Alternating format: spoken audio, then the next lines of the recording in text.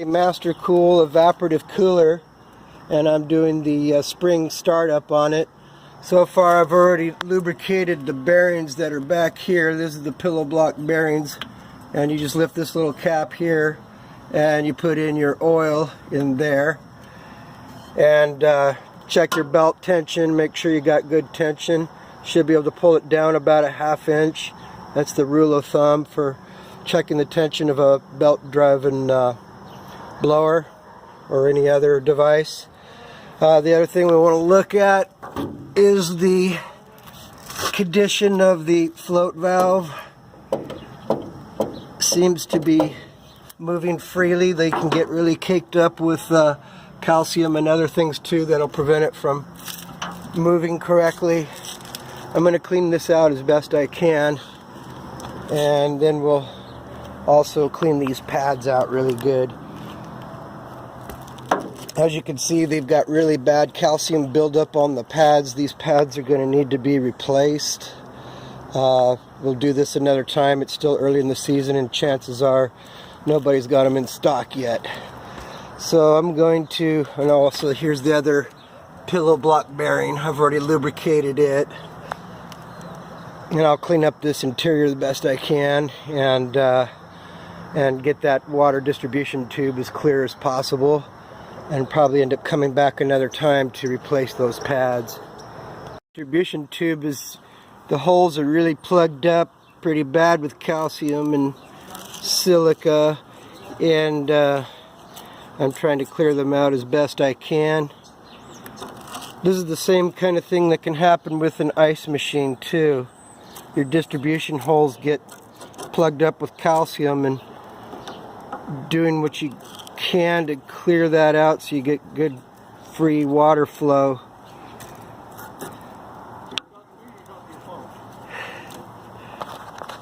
On the distribution tube cleared out as best as I can. What's really good to use to do this is the correct size drill bit. You don't use a drill, you just take a drill bit in your hand and use it to ream out those holes. I didn't have one with me up here right now. I just used a screwdriver. But I wanted to show you how on the end of the distribution tube there's a cap here, and you can finish getting the rest of the sediment out by taking this cap off. It's really stuck on there good.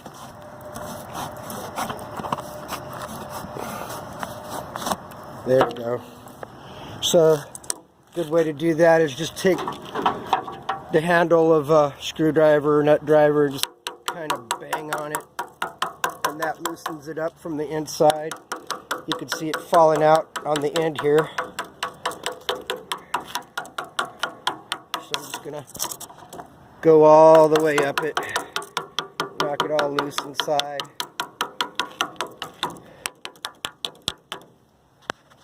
And that should get most of it out. Just little tricks of the trade that things like this you miss out of just reading out of the textbook or just doing lecture. So anyway, yeah, the distribution tube goes in this channel here, and this flips over back and goes over the top of the pads there. Cleaned up pretty good inside, cleaned out the pads, lubricated the bearings, reassembled the front here, put the water distribution tube back in place. Got it cleaned up pretty decently. There was a lot of dirt in here. I'm getting ready to put in the overflow stem here back into the drain. And it just threads in right there. I got some stuff in the threads here. There it goes.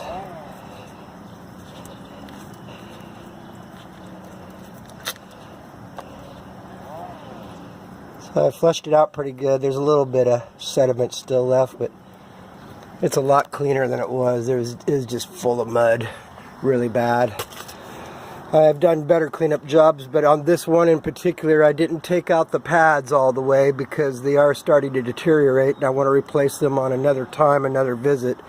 later on in the cooling season probably. They'll probably be okay for now. Until it gets really hot, then good chance we'll have to come back and replace these pads. But I didn't take them out this time, so it wasn't possible to do as thorough as a job as possible. The last thing to do here before we get ready to do startup is to reconnect the water line. The water line is always disconnected in the fall, so that if there's freezing weather during the winter time, we don't split our water line. So that saves us the trouble of having to replace a water line. And it just threads on there. This is the inlet of the water valve, the float valve on the other side there. And I'm just going to get it hand tight here, and then I'll cinch it down with my wrench, and then we'll start filling up with water and do a start up and check out on the water pump and the blower. I got it filling up with water. We're almost there. So far it looks like the valve is working pretty good. You always kind of check it by lifting up on it a little bit to make sure it shuts off all the way and doesn't dribble a lot. And then it opens up when you let it go. All we're waiting for now is for it to get to the right level and make sure that the valve is maintaining the correct level without it overflowing. We want it as full as possible without overflowing. So right here is the overflow. You want the water level to be just below, maybe a 1/4 inch below the overflow level. And I've got it cleaned up a lot better now. And we're going to start it up and check it out next as soon as the water level gets to normal. We wanted to get the water level adjusted to where the water valve stops the flow by around a 1/4 inch just below the overflow level. So we got that going on. The valve is functioning correctly and we got good level, so we're ready to start it up. Larry, you want to go ahead and start it up? Yeah, go ahead and turn on everything.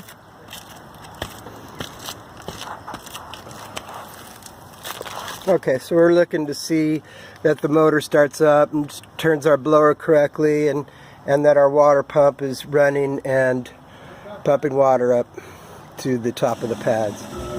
Okay, I heard the water pump. There goes the blower. And we've got a nice little dust going on. So the water pump is running.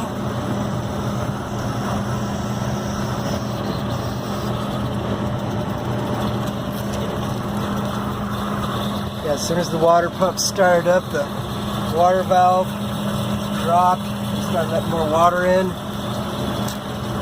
And we're starting to see the water flowing through the pads and coming out of the bottom now. We just want to make sure that it's flowing evenly all the way across.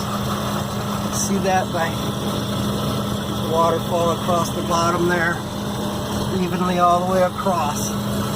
So that's looking good. All right, looking good.